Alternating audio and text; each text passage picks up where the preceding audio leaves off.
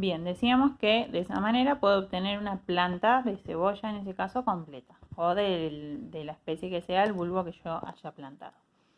Y la última manera que nosotros vimos en que se pueden reproducir de esta forma las plantas es por medio de estolones. ¿Sí? Los estolones son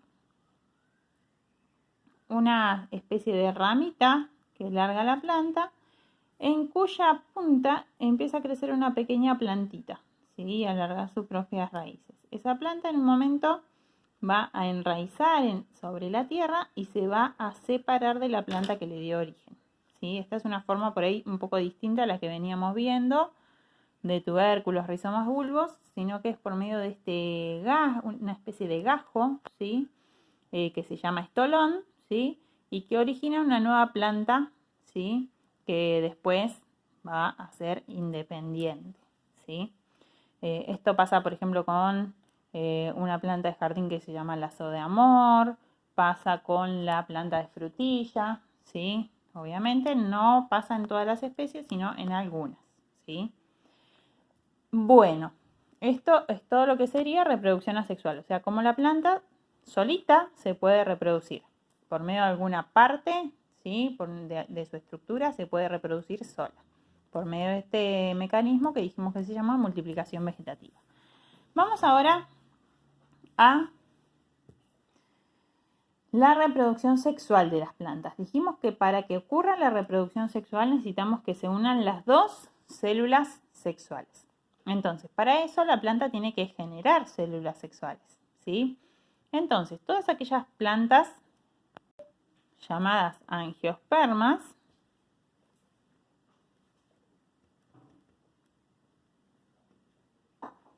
que son las que tienen flor, ¿sí? Justamente esas dos células que se necesitan para reproducirse se van a originar dentro de la flor. Entonces, suponiendo que esto que tenemos acá es una flor, tenemos toda una parte central en la flor en donde se van a originar los óvulos o células femeninas. Así que toda esta parte bien del centro de la flor se le llama, ¿sí? Gineceo, que es la parte femenina de la flor. Y por otro lado, tenemos la parte masculina de la flor, donde se van a generar las células sexuales masculinas, ¿sí? Que es esto que tenemos acá. Estas estructuras que tenemos acá, también dentro de la flor, es donde se generan las células masculinas, y a esto se le llama androceo, ¿sí? Es la parte masculina de la flor. Entonces, dentro de la flor, que sería el órgano reproductor de la planta, se van a generar ambos tipos de células. Ahora, para que se dé la reproducción sexual, la planta no solo tiene que generar las células, sino que esas células se tienen que unir, ¿sí? Para generar un embrión. En este caso, las células masculinas se generan, dijimos acá, en el androceo de la flor y están puntualmente dentro de los granitos de polen, ¿sí? Cuando nosotros vemos el polen de una flor, bueno, dentro de cada grano de polen están las células sexuales masculinas, ¿sí? Ese polen suele volar o con el viento o con ayuda de algún polinizador, o a veces con ayuda del agua, ¿sí? Cuando hablamos de polinizadores generalmente hablamos de las abejas, que son los grandes polinizadores, pero también hay otros insectos y aves que contribuyen a que este polen viaje hacia otras flores o hacia la misma flor que le dio origen, ¿sí? A veces el polen viaja a otras flores o a veces ingresa dentro de la misma flor donde se generó, ¿sí? Entonces, ya sea que vaya y llegue a otra flor o ingrese en la misma flor, lo importante es que el polen tiene que ingresar por este tubo, ¿sí? Para que estas células masculinas que están en el polen se puedan juntar con los óvulos, las células femeninas, ¿sí? Entonces, una vez que este polen ingresa, ahí sí la célula femenina y la célula masculina se van a unir, ¿sí? Célula femenina y célula masculina se van a unir y van a formar una sola célula que va a ser el embrión de la planta, ¿sí?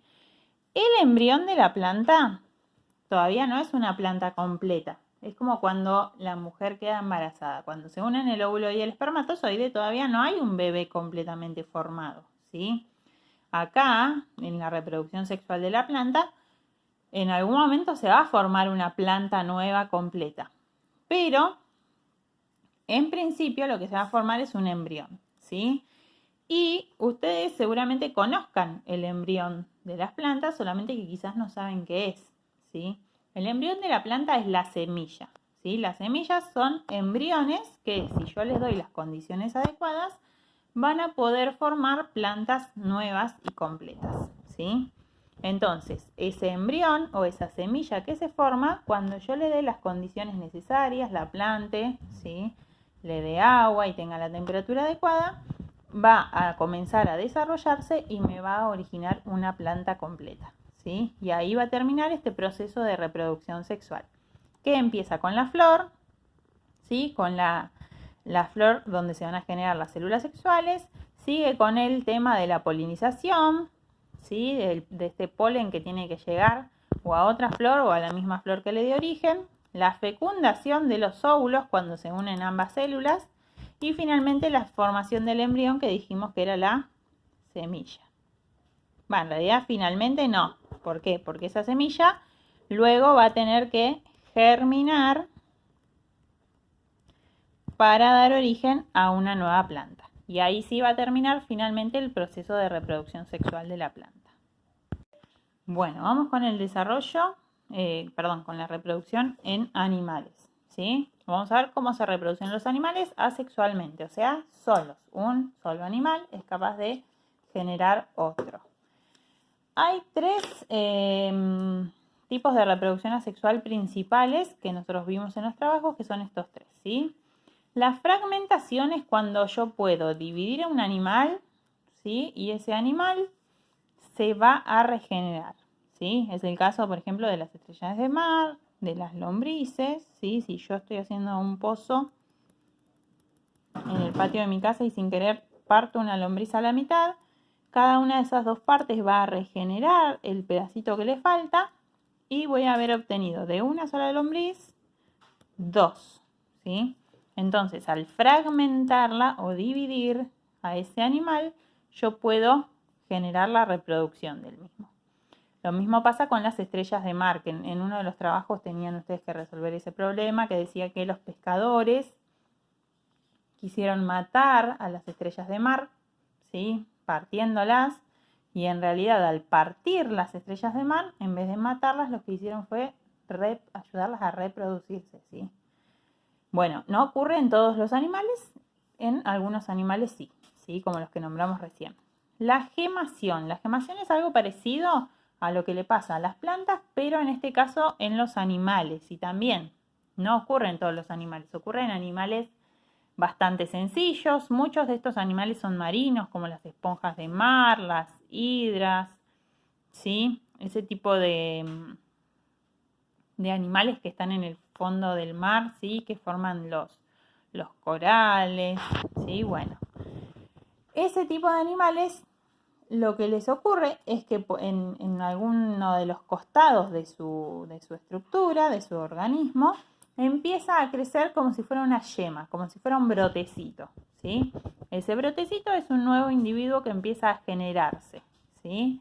Primero es chiquitito, va creciendo, aumentando de tamaño y cuando ya es lo suficientemente grande se separa del animal que le dio origen y genera un animal completamente nuevo, ¿sí? Es como que le empieza a crecer un pequeño nuevo animal al costado, ¿sí?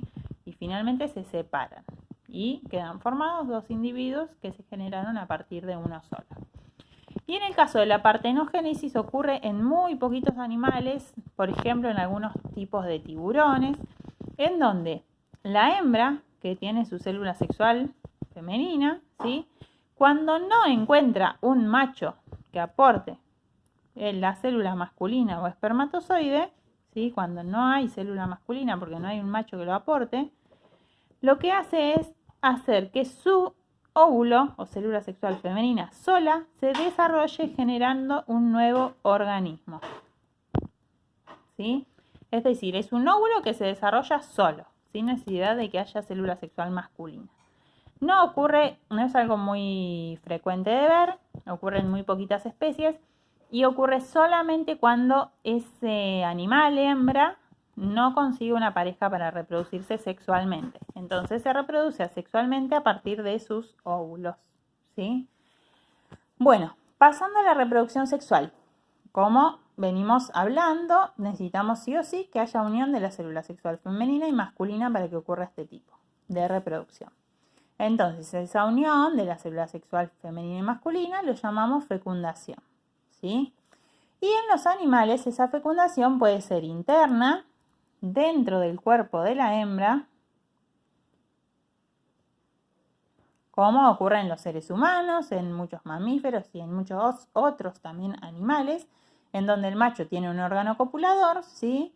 Y con ese órgano copulador introduce los espermatozoides o células sexuales masculinas adentro de la hembra, ¿sí? Entonces, esas células masculinas ingresan al cuerpo de la hembra y fecundan el óvulo. En ese caso, la fecundación es interna. Pero también hay animales en donde esa fecundación no ocurre dentro del cuerpo de la hembra, sino fuera del cuerpo. Entonces, en ese caso se dice que la fecundación es externa, ¿sí? Y generalmente en los animales que tienen fecundación externa, esa fecundación ocurre en el agua, como es el caso de los peces, de los anfibios como los sapos, las ranas, que se reproducen dentro del agua. Entonces el macho libera sus células al agua, la hembra también lo hace, y la unión de las células sexuales ocurre en el agua, en el exterior, no dentro del cuerpo de la hembra, ¿sí? Entonces acá tenemos fecundación interna y fecundación externa. Luego de la fecundación sabemos que se forma el embrión y ese embrión no está listo, necesita desarrollarse. Y ese desarrollo también en algunas especies va a ser dentro del cuerpo de la hembra, por lo tanto decimos que es interno, y en otros casos va a ser fuera del cuerpo de la hembra, y por lo tanto vamos a decir que es externo. Bien, entonces, por ejemplo, cuando hablamos de desarrollo interno, hablamos de nosotros, por ejemplo, los humanos. Las mujeres tenemos un órgano llamado útero, en donde el embrión se desarrolla hasta el momento del nacimiento. En ese caso, el desarrollo es interno. Y pasa, por ejemplo, en las aves que ponen el huevo en el exterior. Entonces, el embrión se desarrolla en el huevo, pero fuera del cuerpo de la madre. En ese caso, el desarrollo es externo, ¿sí?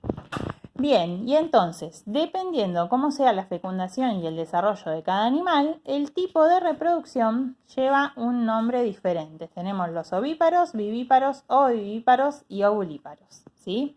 Entonces, cuando la fecundación es interna, como en el caso de las aves, ¿sí? Las gallinas, por ejemplo, ¿sí? El macho deposita los espermatozoides en el interior de la hembra, entonces la fecundación ocurre dentro de la hembra. Pero una vez fecundado el óvulo y cuando se forma el embrión y toda la cáscara del huevo alrededor, ese huevo es puesto en el exterior, en un nido, donde va a ser empollado. En este caso estamos hablando de los ovíparos, ¿sí? Que son todas las aves y también algunos reptiles que ponen huevos, ¿sí?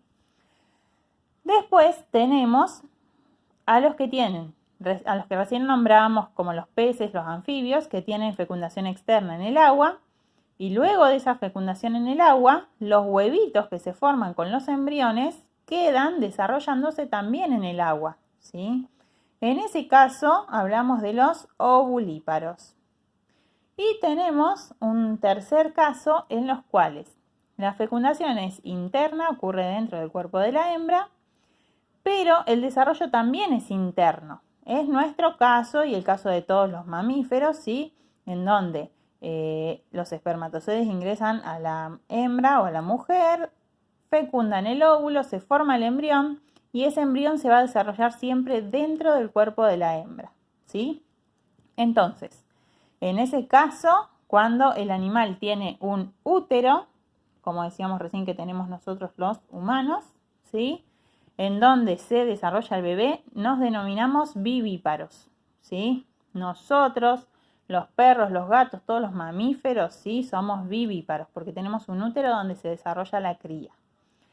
Pero tenemos un caso más en donde también la fecundación es interna y el desarrollo interno, pero son animales que no tienen útero, ¿sí? Son casos bastante raros dentro del reino animal, pero hay algunas serpientes, por ejemplo, que no tienen útero porque no son mamíferos, son reptiles, pero que también desarrollan a la cría en el interior de su cuerpo. Y lo que hacen al no tener útero es formar una especie de huevo de cáscara blanda en donde se va a desarrollar la cría. Ahora, ese huevo no lo ponen en el exterior en un nido como lo ponen los ovíparos, sino que es un huevo que queda siempre dentro del cuerpo de la serpiente, ¿sí? Dentro del cuerpo de la hembra. Hasta que la cría está lista para nacer, entonces ahí se expulsa el huevo y la cría sale del interior del huevo. Pero es un huevo que queda siempre en el interior de la madre, ¿sí?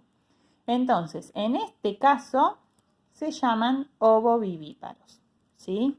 Así que bueno, estos son los 4 tipos de reproducción que tenemos dentro de la reproducción sexual de los animales, ¿sí? Y vamos a hacer una aclaración más muy cortita que tiene que ver con respecto también al desarrollo de esas crías, que puede ser en muchos casos directo y en otros casos indirecto. ¿Cuándo tenemos un desarrollo directo? Cuando las crías ya nacen completamente desarrolladas. ¿Y cómo nos podemos dar cuenta si el desarrollo es directo? Porque las crías nacen similares a sus progenitores.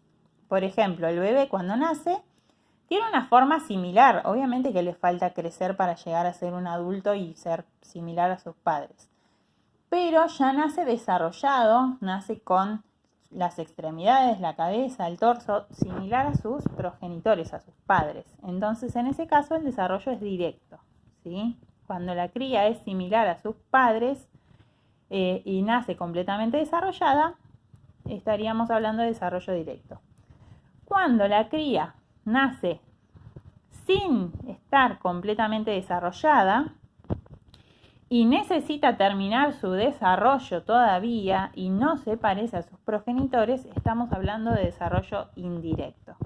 Es lo que le pasa, por ejemplo, a las mariposas. Las mariposas ponen sus huevitos en las plantas, ¿sí? Y de esos huevos no nacen mariposas, nacen orugas, ¿sí? Que son completamente diferentes a sus padres, que son mariposas, ¿sí? Entonces acá tenemos un desarrollo indirecto, en el cual esa oruga va a tener que terminar o completar su desarrollo en un proceso que se llama metamorfosis para llegar a ser adulto y ser similar a sus progenitores, ¿sí? O pasa también con las ranas. Las ranas, de los huevitos de las ranas o de los sapos, lo que nace es un renacuajo, ¿sí? Con colita, que uno lo ve y dice que tiene que ver esto con un sapo o con una rana. Nacen completamente diferentes a sus padres, ¿sí? Entonces, esos renacuajos tienen que terminar de desarrollarse, pasar por la metamorfosis para completar su desarrollo y parecerse a sus progenitores, ¿sí? Y llegar a ser adultos. Así que bueno, espero que haya quedado claro y que sirva toda esta información para que se preparen para la evaluación.